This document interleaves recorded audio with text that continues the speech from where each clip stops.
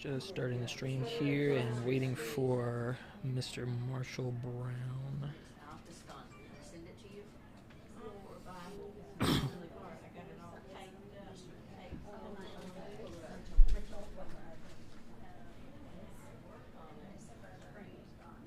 There's a couple of companies that I know that you can send your Bible into, and then they'll rebind it, and so you can keep all of your notes and all the things inside of it, and they'll just rebind it and stuff.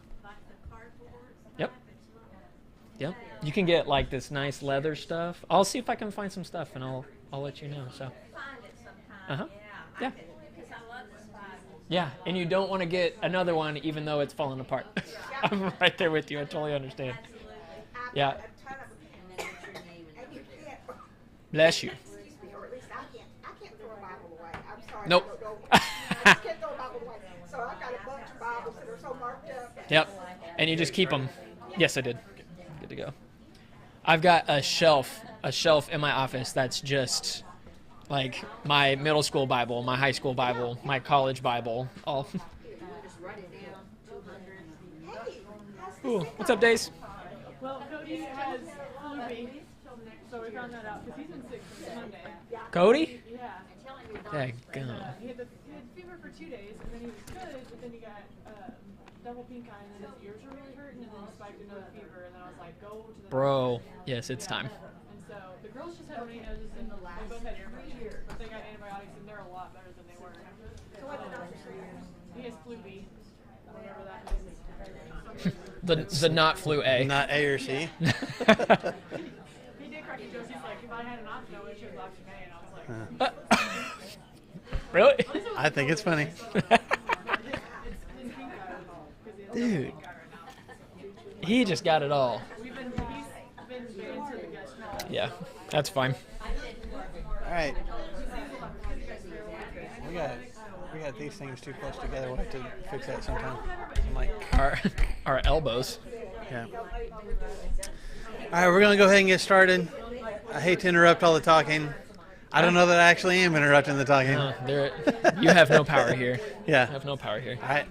That's okay. I'm gonna break into coaching voice here in a minute. Hey. Man. That wasn't me. She said, no, I'm sorry. That wasn't me. That was Lori. That wasn't me. Okay. I was about to go there, but I didn't. Nah. All right. So Revelation chapter 8 is where we're at this morning. We got through chapter 7 last week. So we're jumping into chapter 8 today, just to remind you of kind of where we're at in the scenes that John is describing. Back in chapter 6, we're introduced to this scroll and the seals that, well, actually, it was before that, wasn't it? Was it chapter Before 4? what?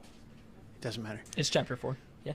I was going to say I'm in the wrong chapter. But we've been opening these seals in chapter 6, and then there was a pause. We opened 6 of the seals, and then there's a pause that we talked about last week, kind of a break in the action in chapter 7, where John sees all these people in white robes, and we talked about them.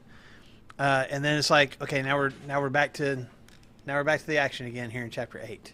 Okay, so it's only 13 verses. We're going to read through it real quick, and then we're going to walk back through and start breaking it down.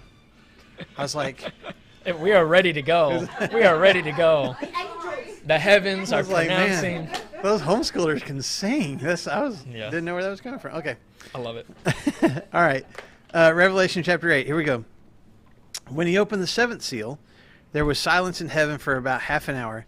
And I saw the 7 angels who stand before God, and to them were given 7 trumpets. Another angel who had a golden censer came and stood at the altar, and he was given much incense to offer with the prayers of all the saints on the golden altar before the throne. The smoke of the incense, together with the prayers of the saints, went up before God from the angel's hand.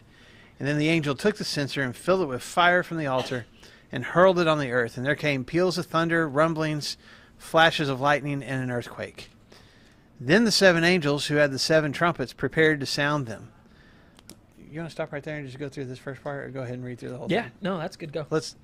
what? Yeah, I'd say stop. I'm Okay, saying we can stop. We're going to stop right there. Before we start sounding trumpets, we'll talk about the scene that leads to the trumpets. Yeah. So, okay, so we're back to the scroll again. It's the Lamb is Jesus that has the ability to open these seals, to break them open. And so the seventh seal is now open. And when that happens, when that seal is broken open, what's the next thing that happens?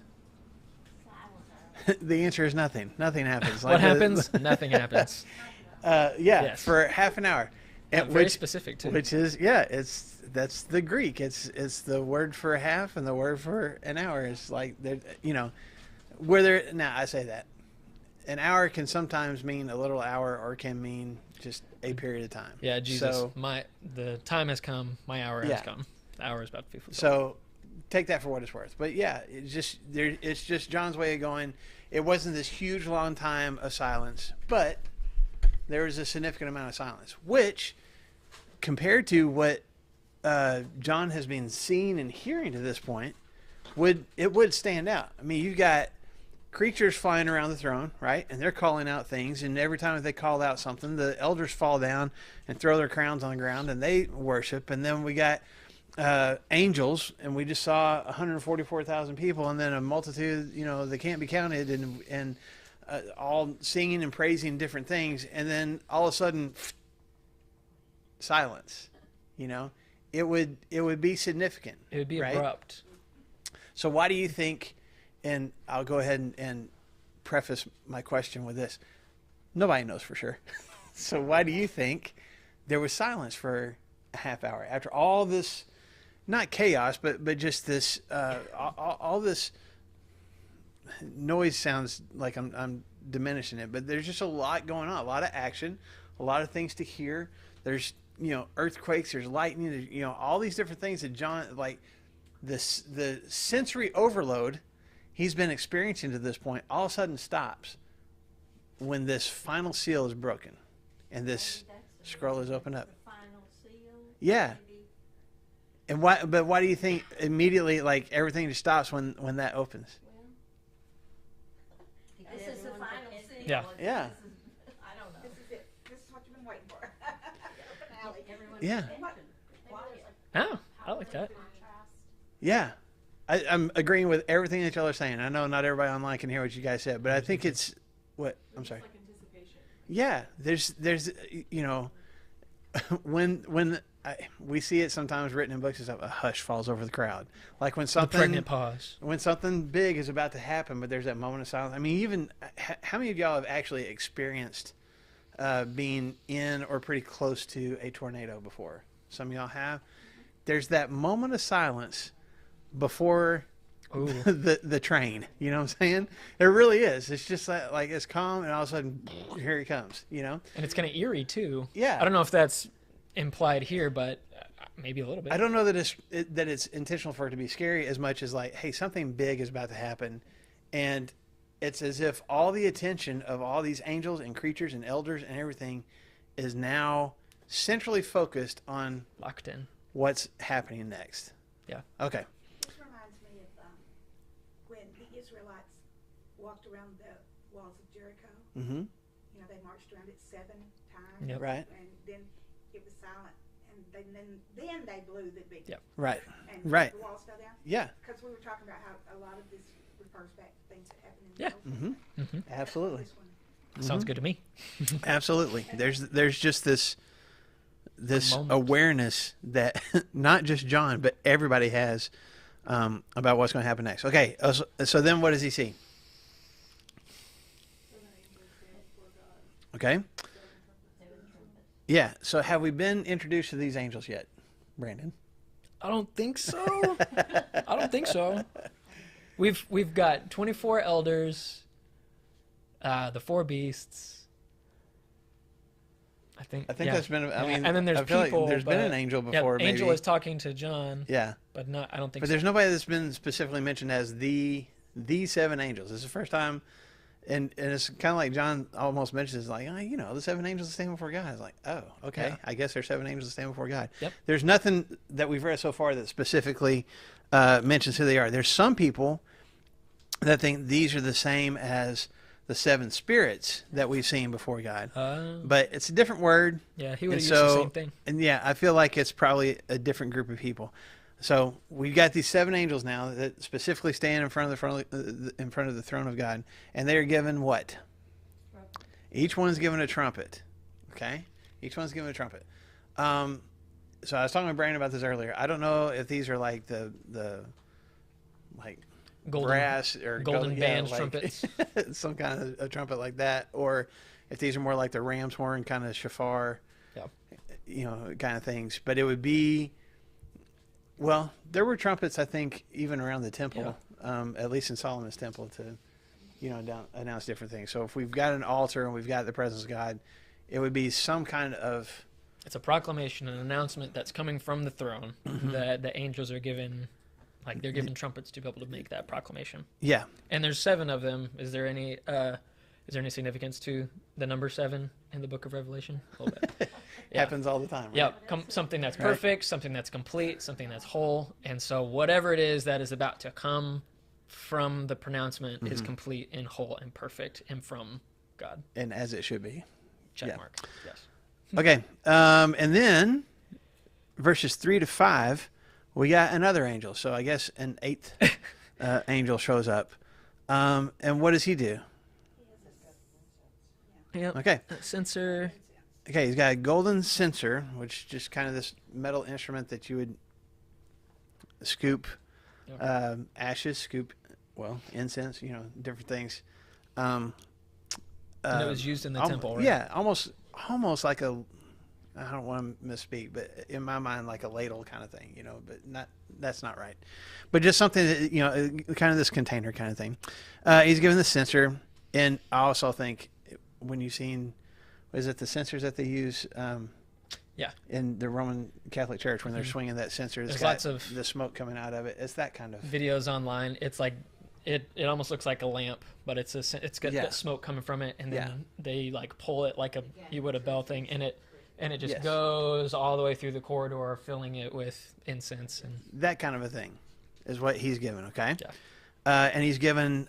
Scripture says much incense, so a lot of incense, but it's combined also with what?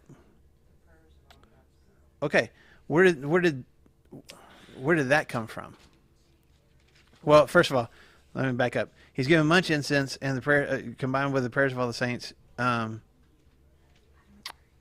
sorry, I'm in verse 3. I'll read it again. Another angel who had a golden censer came and stood at the altar. He was given much incense to offer with the prayers of all the saints on the golden altar before the throne. Okay, so how? I guess let me change my question. How would you offer incense? Ew. There's a doorstop in the way, Hey, Pam. Lauren, will you grab that? Never mind. I guess. Oh, just like we just talked about in the churches, you light it or you incense it. Yeah. Didn't you? Well, okay, let me back up. Spread What is like what is incense? Like what is? Okay, it's Is it like minerals or? it can be because there's different kinds of there's different kinds of things that can be broken up into pieces, and when it is heated, produces smoke and a fragrance. Yeah. Okay. So he comes to the altar and he's given this incense and stuff. This is a picture of what used to happen in the tabernacle and the temple. So if you go all the way back, you don't have to turn there. I'm just going to tell you. If you go all the way back to Exodus, oh man, I thought I had the chapter written down. I apologize, I It's don't. in the second half. You go- That's all I know. If you go, huh?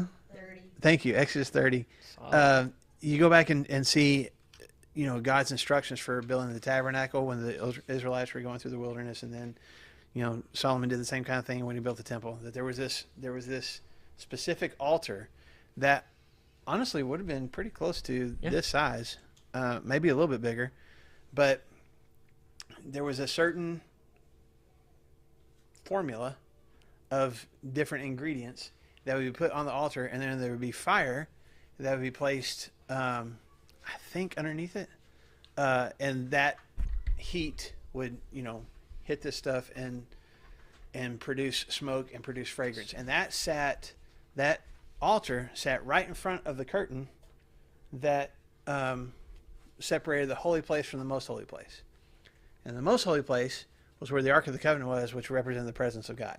So there was constantly, the priests were to constantly keep this incense going, this smoke going, and especially when the one time a year when the high priest would go behind the curtain and make atonement for the people, incense was a part of that. Okay? So it produces smoke and it produces fragrance, and it also creates in that, I guess that smokiness, it's almost, at least symbolically, kind of a purification. When the high priest would walk through that cloud of incense burning into the presence of God, besides all the bathing that he'd already done, it would symbolically be like, I am walking out of this world into God's presence. Does that make sense? Kind of. Okay, so that's the picture that we get around the throne of God. So we're still, just like the tabernacle, we're still looking at the presence of God. We're here in front of the throne because that's where the altar was, right? We've already seen this altar, haven't we? Yep. Back in chapter 4, 5, 6. I can't remember. When one of the seals is open and there's the altar there, and John sees the souls at the base of it, the souls of the people who have given their lives, Yep. Because of their faith. This is that same altar. It's an altar of incense right in front of what? The throne of God. Okay? So they're in front of God's presence. And that's where it also mentions the incense. Let's see. The bowls of incense. That is in chapter 5. There's bowls of incense in chapter 5, verse 8 that are given to the 24 elders. And that's where John says those bowls of incense are the prayers of all the saints. So to tie all that together. The 24 elders around the throne, they all have a bowl of incense. This angel shows up. Hold on just a second. This angel shows up and is given much incense. I don't know if all the 24 elders dumped all their incense into... I don't know. But he's given much incense combined with the prayers of all the saints and offers that on the altar. Here's this coming into the presence of God with our prayers and with, just kind of recognizing God's presence. Linda, what was your question? Probably, yeah. I mean, it's one of the. If you think about it, it's one of the gifts that the Magi brought Jesus when he was born was frankincense. That's part of it. Yeah, there was some monetary value for sure. Yeah. Yes. Okay. Sorry. No, she's there. Think She's of it got and ask She's got again. All the time. So, anything you want to add? Yeah, to that? I mean, just holistically, I think it's important for us to think about of like we're in the Old Testament. If we're going into the tabernacle, and remember the only the high priest could go into the holiest of holies one time a year. Only the priest could go into the holy place. And Right. And So these are. I'll go for it. Okay. She's got it now. When he goes into the Holy of Holies, Uh-huh. he's got bells on him, right? And Mhm. a rope in case he dies or something. They can Pull him out. Yep. Okay, I just wondered if that was... Yeah, he was the only person that was allowed, to go in Because there. the Another process. question, was the incense the prayers of the people then? Future prayers or what? What's described here? It says It's the a prayers good question. Of All all it says is God's the prayers people of all shall the have. saints. So I don't know if that's all the prayers that have ever been offered. Maybe. Will be offered? Yeah, or will be. I don't know. Yeah. Or maybe that's something that constantly refills itself, in these bowls that they're given. But just to like holistically, just thinking in back in the tabernacle, this process that you had to go through to get into God's temple or to be in God's presence, and then not only that, the common people couldn't do that. The priests couldn't even get that close without dying. They had to tie these ropes to pull them out and stuff. And then only one time a year, the high priest in this space, and it's filled with incense and stuff. And yet right here, you've got all of our prayers that are intertwined with this incense too. And so, at least for me, the image that I'm seeing is that like there's this access that our prayers have that is a lot higher than I think that we think. I think we underestimate the power that right now that we could just all bow our heads and individually say a quick prayer for today and that God hears it and it's cool. But here's an image He is of, immediately in his presence. yeah, of like that's what happens whenever we pray. It's this this tearing of realities where we get to enter into this space freely without dying. Yeah. And that God's here us. And that's what, oh man, who's the author? It says that we get to approach the throne of That's grace. Hebrews. Yeah. We can confidently approach the throne of grace. Yeah. Good question. Yes, ma'am. But Jesus has already been crucified, so why do they have to do that? Because he's already broken all that. You know, the curtain was The curtain's been torn. Hmm. Yeah.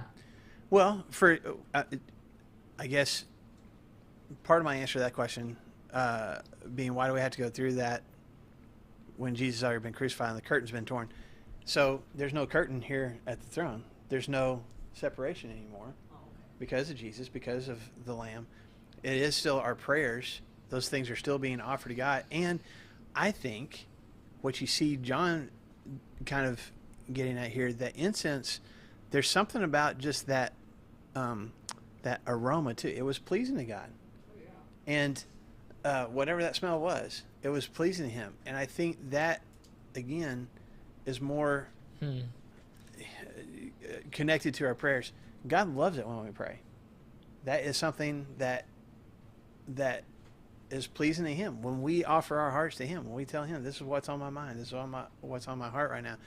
The same kind of thing, you know, when I mean, how much do you treasure when your kids or your grandkids tell you about anything and everything, or ask you about, you know, questions you probably don't even know the answer to? There's a sweetness there that we all appreciate, and God feels the same way about his children. And when these prayers are being offered in the Jewish mindset of John and a lot of his readers of that day, that would have meant something, that the curtain's no longer there, so the prayers and the, you know, are immediately, I don't have to go through somebody else, which is what he was talking about. They're immediately in the presence of God, and it's something that brings pleasure to him. It's something that he really enjoys, those conversations that we're having with him. Yeah.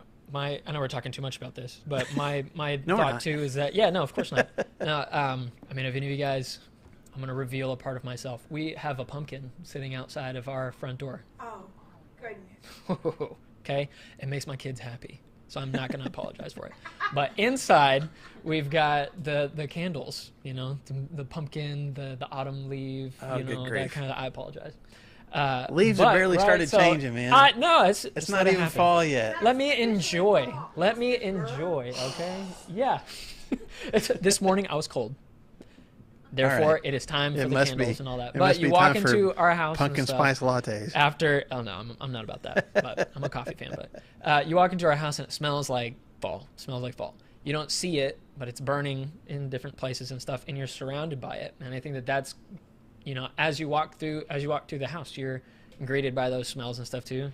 As to make God superhuman, to make God not superhuman, very human, to make God very human. To make the connection with us, yeah. Right, to make the connection with us, he is surrounded in the same way that every breath that you take smells like fall.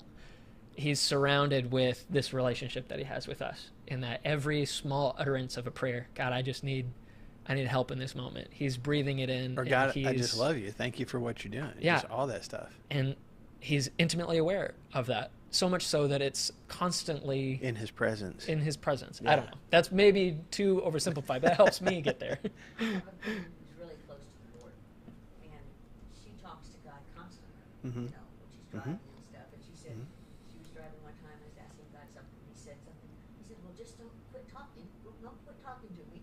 It's not the, you know. Yeah. Yeah, Yeah. You get that sense sometimes. I just go. Yep.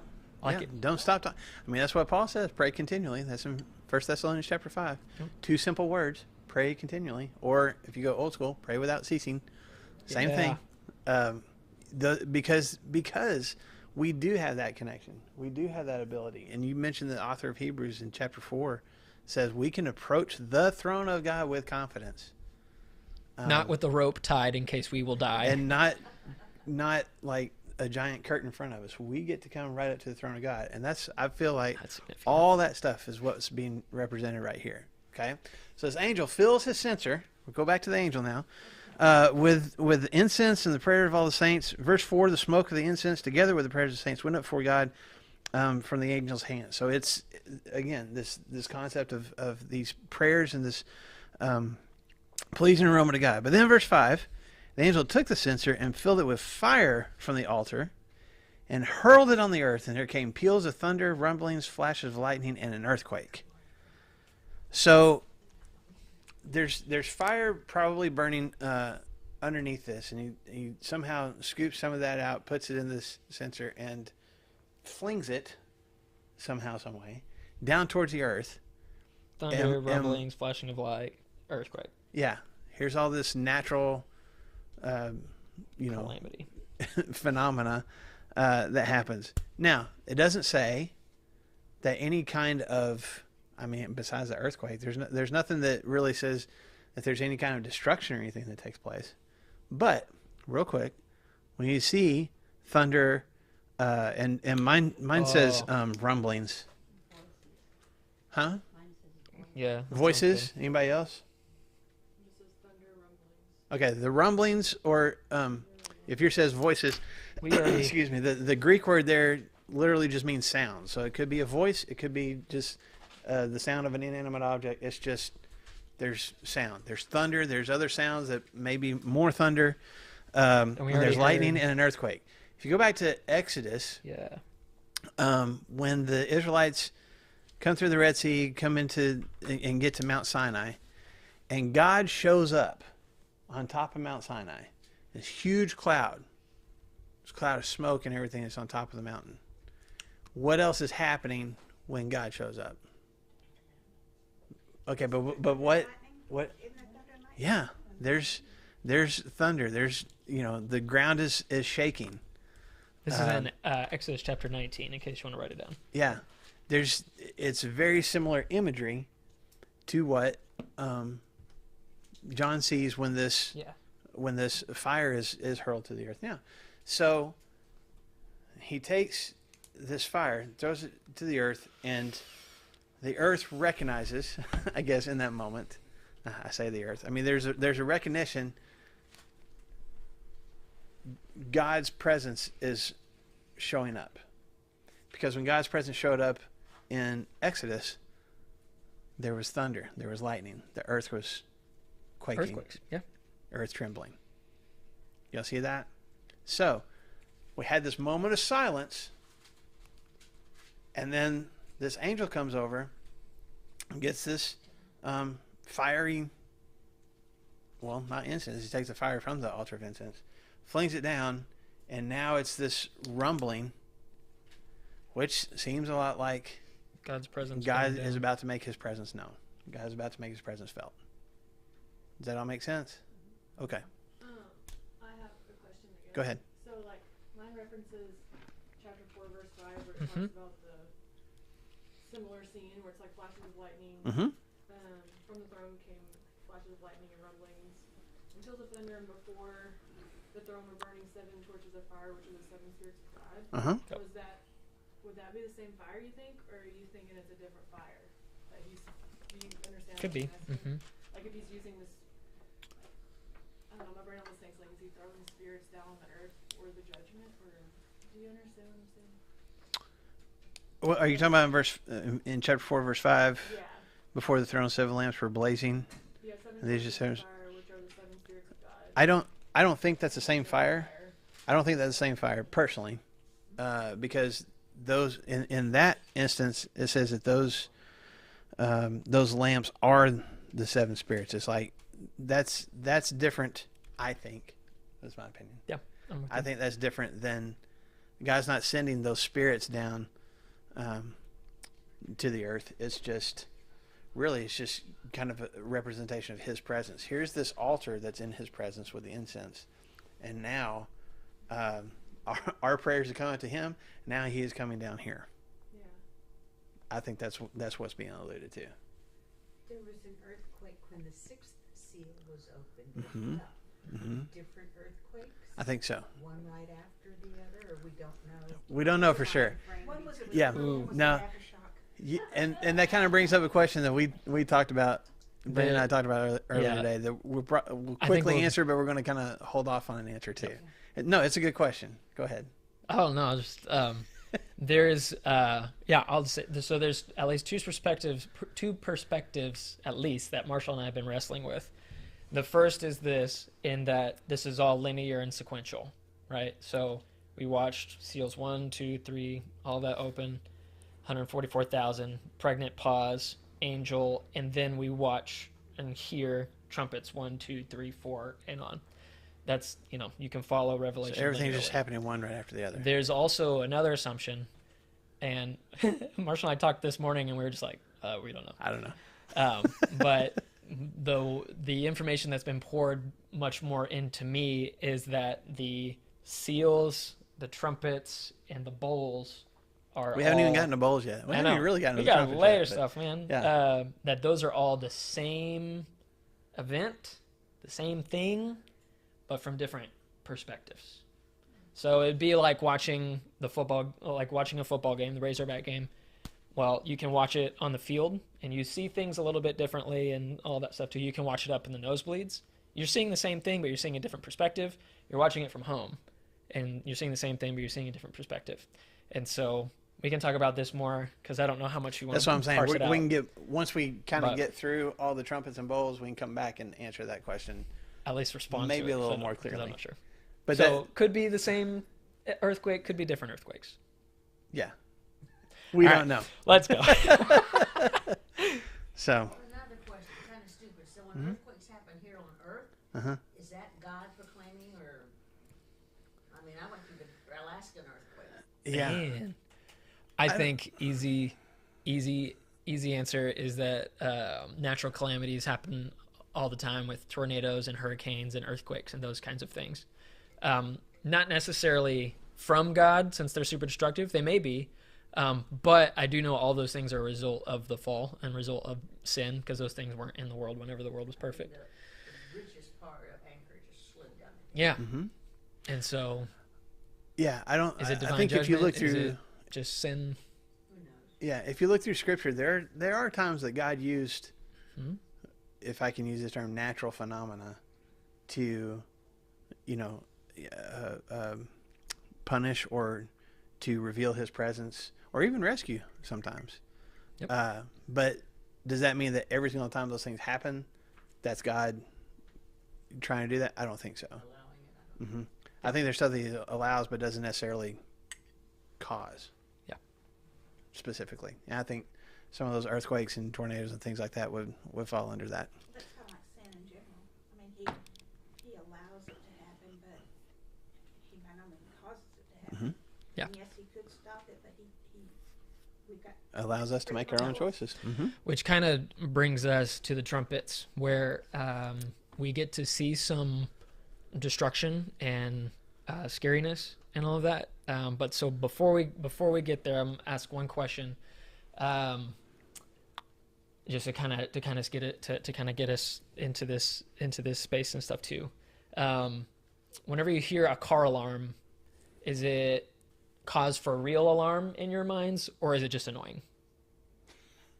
It's annoying. Yeah. I've used it to find my car multiple times. Right. Yeah. There you go. It depends on that, right? It can be a useful tool sometimes. Yeah. I mean, it could be. It could be. What about the seatbelt alarm? Is that just annoying, or is that cause for serious alarm? It can be. Well, yeah. Depends. It's a reminder. It depends. So what about the tornado sirens? Is that cause for alarm, or is that just annoying? I'm with you. So, but I don't know what day it is. I think it's on Wednesdays. It goes off, and I'm like, because they're just testing it because there's no clouds in the sky and stuff too. So Yeah. you're like, oh no, Yeah, it's yeah. nothing, right? Yeah. But whenever the real alarms go off, when you know stuff is happening, well, that's sometimes. But then whenever the newscasters like get down, you're like, okay, this is a real alarm.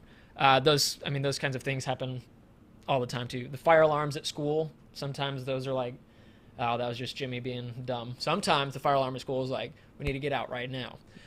So we have a choice whenever we hear some alarms, see some alarms and stuff too. I think what these trumpets are doing, just to kind of give us a preface, are alarm bells, and we get to, the people in this time, people in the future, whoever we want to see it, get to decide what we want to do with these alarms. Is it just, it doesn't matter, like, let's just, it's a car alarm, somebody just set it off and it's fine? or is it cause for real alarm? Is it cause for, hold on, maybe the alarm means something and I need to do something with it? Because these are pretty alarming, but then there's a decision that has to be I made. saw what you did there. There's a decision that has to be made for, are we going to take these alarms seriously or not? Yes. So that's all I got. Okay. So these 7 angels have each been given a trumpet. So starting in verse 7, they start sounding off these trumpets. Okay. So here we are, We haven't read 35 minutes into class. Here's my notes. So far, we've discussed this part right here. So We're great. we're doing fine. We got a ways to go. So yeah. So I'm going to start in verse 7. And I'm We're going to read only- through verse 13. Then Only we'll go back planning to on getting through chapter 8, by the way, if we can. Yeah, that was the plan today. I don't think it's going to happen now. That's all right. All right. Give little But we're going to move forward anyway. Verse 7, the first angel sounded his trumpet, and there came hail and fire mixed with blood, and it was hurled down upon the earth. And a third of the earth was burned up, a third of the trees were burned up, and all the green grass was burned up. And the second angel sounded his trumpet, and something like a huge mountain, all ablaze, was thrown into the sea. And a third of the sea turned into blood, and a third of the living creatures in the sea died, and a third of the ships were destroyed. And the third angel sounded his trumpet, and a great star, blazing like a torch, fell from the sky on a third of the rivers and on the springs of water. The name of the star is wormwood, or some of y'all may have a translation that says bitterness. Substance. Okay. All right. A third of the waters, I'm still in verse 11, a third of the waters turned bitter, and many people died from the waters that had become bitter. The fourth angel sounded his trumpet, and a third of the sun was struck, a third of the moon, and a third of the stars, so that a third of them turned dark, and a third of the day was without light, and also a third of the night. I'm going to leave off verse 13 for now. So we got 4 trumpets that get sounded one right after the other, and then John sees what happens with each one of those. Okay? What's the significance of the third? What do you think the significance of a third is? Daggum. He hit you with the, what do you think first? Well, so in each one of these, the question is, what's the significance of a third? In each one of these, there's no total destruction, except for the first one says that all, that's the only place you see all in this whole thing, all the green grass is burned up. Green But grass everything doesn't else grow is all around all around? third. So, I don't know, maybe your study Bibles have opinions? I know that with the seals, it was a lesser number. It wasn't a third. I think, I don't know. You're talking about the sixth seal? When it was like a quarter of Yeah.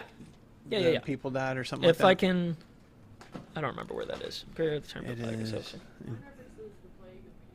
There you go. Yeah, we're going to get to those in a second. I think, and I just have to look back and find it, I think that there's a progression in destruction of, if you have the fourth, if you can find that, a fourth of the people are affected in the seals, a third of those affected are in the trumpets, and then there's a number that's even greater. I don't want to say half. There's a greater number. It's when the fourth horseman comes out, A power to death destroy. and Hades, and given the power over a fourth of the earth to kill by the Right. sword, famine, and plague. And so as Revelation is a crescendo. It amps up as you go. And so the seals, it's only a fourth, don't worry. Just a fourth. And there's only a third Now we're up to of the the third. earth, Yeah. stuff like that in the trumpets, but it just keeps ramping up to the dramatic conclusion at the very end. So I'll expand on that a little bit more. Go for it. Depending on, look at your study Bibles, Google stuff. I don't know, listen to different preachers, whatever. There's going to be a whole bunch of different opinions on why it's a third. Okay? And there's nothing that we can find that seems to definitively say this is why. Like At everything least else in that I Revelation. found, yeah. So there's some people that think it's about literal parts of the earth being destroyed. There's literally like God is causing destruction to take place, and it's literally a third of the earth that's being destroyed. Some people think that it's a reference to if we're looking at the future, but not like all the way past our future. That's a reference to the destruction of at least the western part of the Roman Empire, which happened in the 400s. when the Goths and the Vandals attacked Rome and ended up taking over pretty much the whole western part of what was the Roman Empire at the time, which, again, at the time would have been about a third-ish of the empire, depending on how you measure those things. So there's some people that think all of this is describing That moment in that history. event. Something is symbolic of just the types of people who are going to be destroyed. Like you got your Christians, you got, I don't know, your Jewish folks and your non-Christians, Yep, maybe, and sure. so it's just this one group. My opinion, this is me. I don't even know if we talked about this. Did we talk about this? I don't think so. Maybe we did.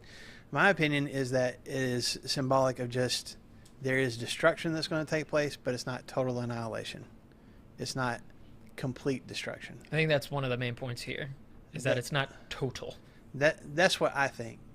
That's why with everything that you see here that happens with these four trumpets, it is not Annihilation. everything is destroyed. There is destruction, but God doesn't completely He doesn't snuff destroy out human everything. life. Which, to me, is an we did talk about this. Yes. Is an indication of there is some type. I mean, this is about, and we'll get into this a little bit more. But this seems to be about punishment. This seems to be about God. You know, there's consequences to either choices people have been making or something. There's some reason that God is causing this to happen. But if it's only a third, there's some grace in there too. Some mercy. I'm not going to completely destroy everything. There is going to be punishment, but it's not going to be total. Yes, ma'am. So is it, okay, here's the earth, and he does a third, or is it pieces all the way? We don't know.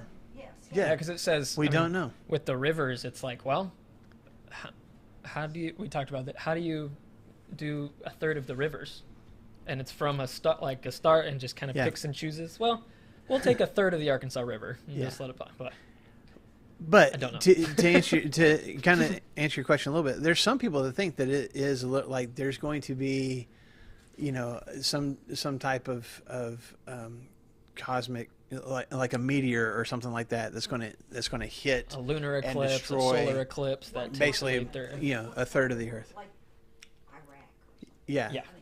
Some people would say, well, it's probably these places. Mm-hmm. Like, let's just divide the earth into thirds, and United half of States America. is So. not really Or Some people it's would going to say hit the U.S. and the rest of the world is Exactly. going to be fine. You know, one of the You know, two. that third is gone. It could be that solar eclipse that's coming through in what, September, October, that's going to come I through. think it's October. So it's happening. Through Yeah. Arkansas. Yeah. So we need to finish this series That's before right. that The happens. sun's going So to we can know.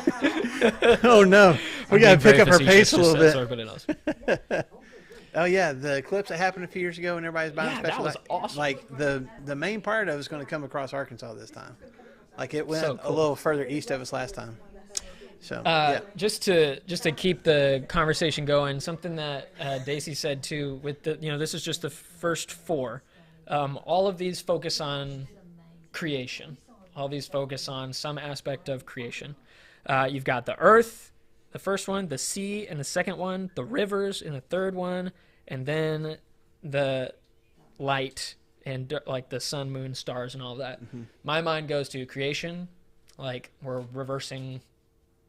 Like creation was created a certain way, and now we're undoing that in some way. My mind also goes to, and I think that Daisy's right, and the people that I've heard, there's a lot of Exodus in the plagues imagery.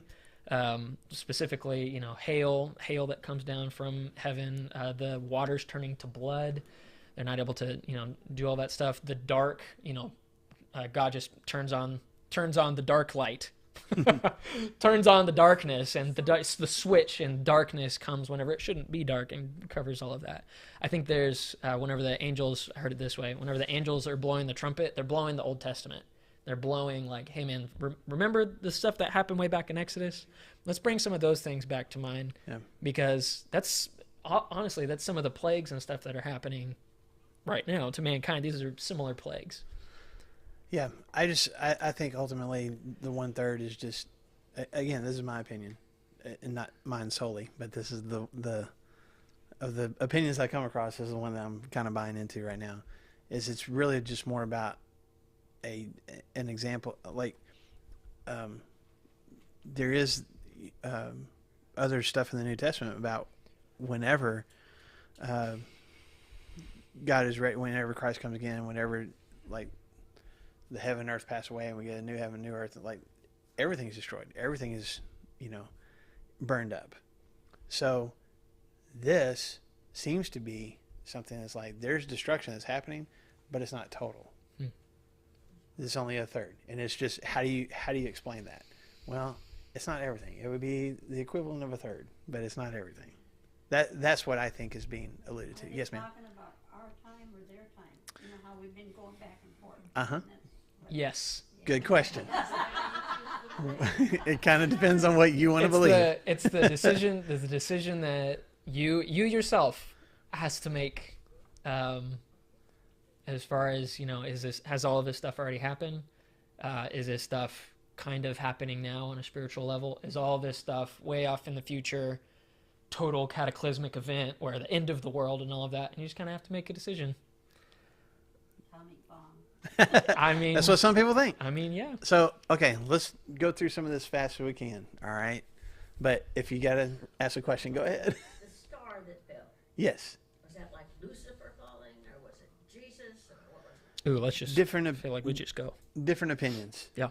So I'm going to hold off on the star for just a second, but we'll talk about it because there's a specific name given, this wormwood or bitterness, but we'll get to that in just a second. And okay? the beginning part of chapter 9 might answer part of your questions too, but Yes. that's next week. Yeah. or Yeah, a month from now. Or a month, whichever. yeah, that's right. Goodness. Okay. Already? Didn't a star fall up here? One of the angels already? So is this another star? I don't know. I don't think we've had a fallen star yet. Yeah, I said something, I thought. 9-1. Oh, yeah, Okay. that's. We haven't gotten to 9 yet. Yes, that's So later. this is the first time that we see a star fall here in Revelation. Starfall. That's a cool name. Well, I take that back. Okay, you may be talking about. In verse 10 of chapter 8, it says, then the third angel sounded Oh yeah, at a great star. yeah. That's what we're talking about. We're about to talk about that. Yes. So this is, No, you're talking about. I know what you're talking about. In chapter 6, when the sixth seal was open, yeah. and all the things happen, the earthquake, the sun turns black, the Oh. moon turns red, the stars in the sky fall. Oh, okay. So this is different than that because this is one specific star that comes falling to the earth, not just stars in general. Yeah. Yes. A gray Asteroid, star comet, meteor, blazing like a whatever. torch. Yep. Yeah. Okay. So real quick, first trumpet gets sounded, and there's hail and fire mixed with blood. So just awful imagery Very of being visceral. hurled on the earth, and it burns up. It burns up a third of the earth. Now, is that talking about the planet Earth? Probably not. It's probably more talking about just like land, just a mass of land, and a third of the trees, Specifically trees and green grass. and then all the green grass. And So this is where we get food from. So it's just the thought of like, oh, that stinks, but like also where are we going to get our peaches from? Like, So if you go back to Exodus chapter 9, you can write that down. You don't have to turn there right now if you don't want to. I mean, you can if you want to. go for it. But in Exodus chapter 9, that's one of the 10 plagues that God sent on Egypt was the plague of hail. And what did the plague of hail do? It destroyed all the vegetation, all the plants, all the crops. But even then, did it completely destroy all the crops? Nope. No. First of all, it didn't destroy any of the crops where the Israelites were. Second of all, there was some of it that was spared because it hadn't grown and ripened yet.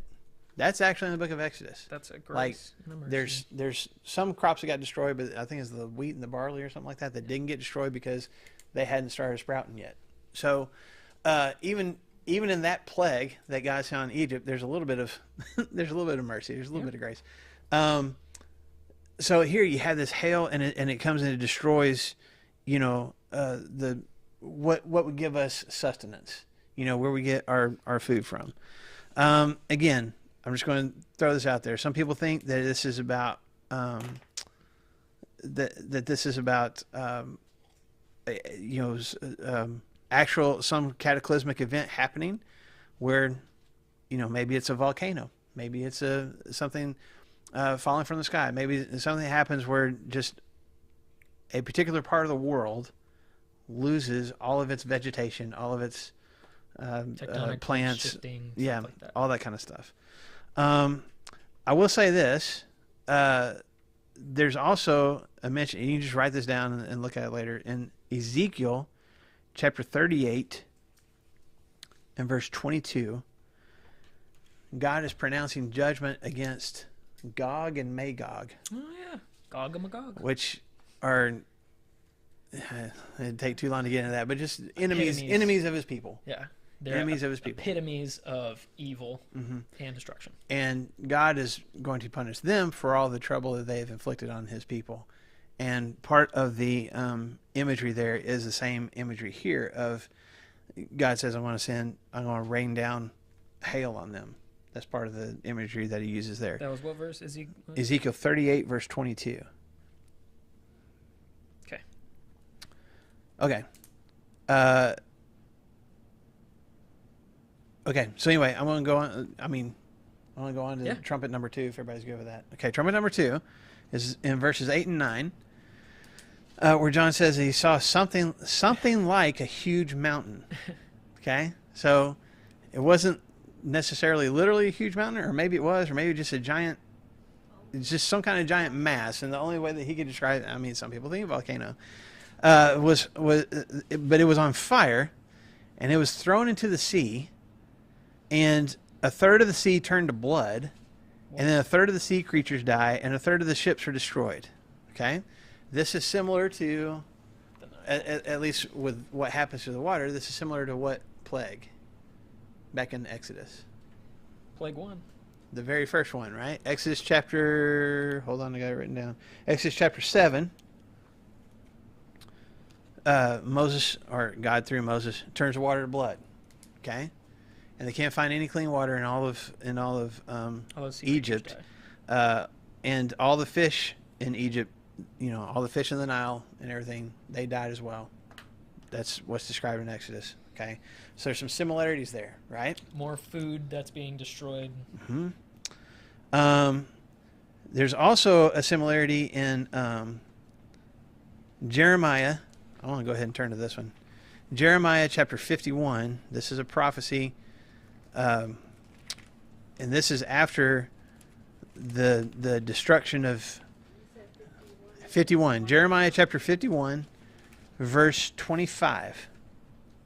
Okay, this is when the kingdom of Judah has finally been captured or conquered by the Babylonians, and people have been taken into Babylonian captivity. Okay, and Jeremiah, God is prophesying through Jeremiah and saying, "But I'm going to restore things, and I'm going to punish the people who have punished my people." Does that make sense? Gotcha. So here in Jeremiah 51, God is talking to Babylon, who he used to conquer his people, but he's also like, hey, y'all went way too far. Y'all destroyed more than I wanted you to, and you're going to get consequences for being as ruthless as you were. And in 51, verse 25, he's talking to Babylon, the kingdom of Babylon. He says, I am against you, O destroying mountain. You who destroy the whole earth, declares the Lord. I will stretch out my hand against you, roll you off the cliffs, and make you a what? A burned out mountain.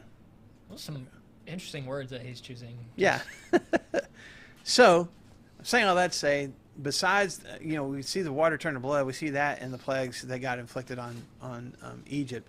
But this mountain that's on fire that goes into the sea, this isn't the first time we see, or at least Jewish people would have seen that imagery, because God describes that as punishment for people who consider themselves to be invincible, to be like a mountain.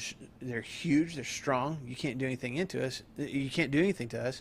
And God says, I'm going to set you on fire. You're going to be completely burned up, and then I'm just going to roll you down the cliff. So here's this fiery mountain that is thrown into the sea. Okay, so what does all that mean? Brandon, what does it mean? If you're going with that verse, then does that mean that it's not necessarily a physical huge mountain, but a people group that will destroy? Could be. Could be.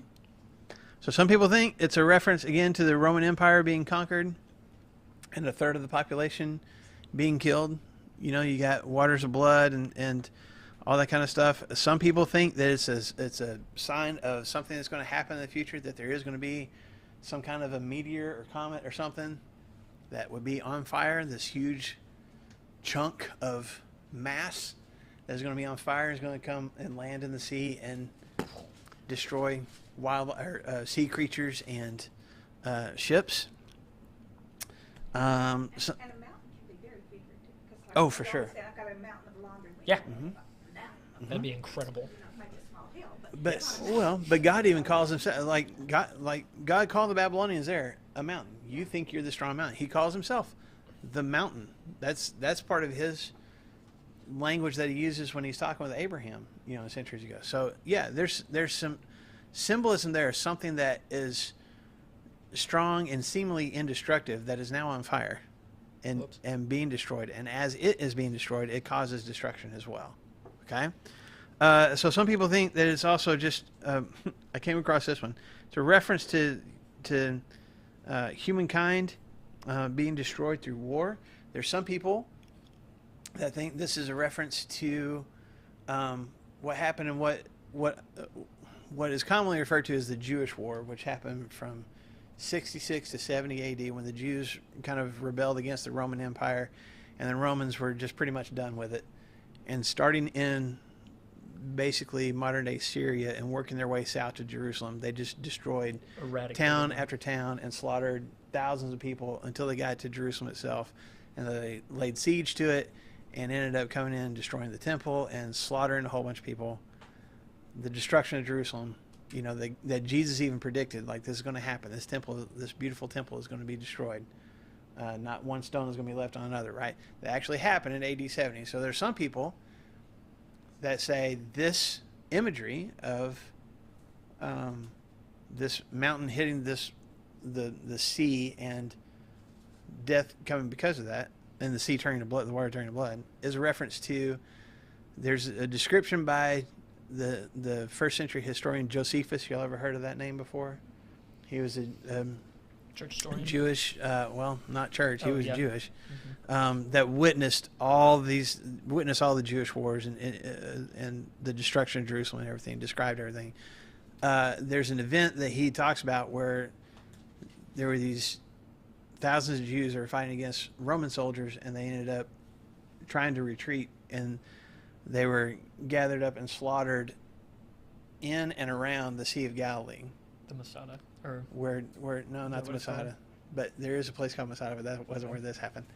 And so there was literally thousands of people in, like, where Jesus walked on water and where he did the great catch of fish and all that kind of stuff. In that water source, there were thousands of people that died, and at least along the banks, I mean, there was blood, all in the water. So could it be talking about a historical event like the destruction of the Roman Empire, the destruction of Jerusalem? Could it be talking about an actual natural event where something falls from heaven? Or is it just God saying, I'm allowing destruction to take place against a certain group of people because of consequences for their actions? Yeah, I think as we're kind of closing up today. Man. I We think got as two we're- trumpets. Yeah, we got it's fine. two. We can make it. As we're closing up today, We're done for today. trying to remember that the main things are the plain things, and the plain things are the main things, and that it's easy for us to get bogged down in the 6 different examples of what that second trumpet could be. But the overall, and as we continue the trumpets, we'll see this more. The overall is that there is judgment coming down from God. And remember, do we need to be afraid of this? We don't need to be afraid, because if we have been sealed by the Holy Spirit, have him inside of us, then we kill us. That's fine. We're going to be with God. We don't need to be fearful of those things. Mm-hmm. Find out at the end of chapter 9 that a lot of the people that are being affected by this are people that deserve and have not been covered by the blood of the Lamb. And They haven't had their robes washed away. yeah, they haven't had their robes washed, and so they have the time for judgment righteous judgment is happening here. So we can get bogged down in a lot of these details. But remember, this judgment that's coming from God is just and righteous and totally within the bounds of what God has designed. We don't. But it just, to me, it all continually goes back to Exodus of where, remember, all these plagues are happening. But in the end, what spares you from the worst of the plagues? Well, it's if the blood of a lamb has been spread upon yourself, your dwelling. And so, Well, and even with the other plagues, yeah, this is happening in Egypt, but not in Goshen, where there's like, be a part of the kingdom, be a part of God's people, and you don't suffer these things. And we don't have to go there, but just in Exodus chapter 11, God distinguishes. He says, listen, all these bad things are going to happen, but I have made a distinction between my people and the Egyptians.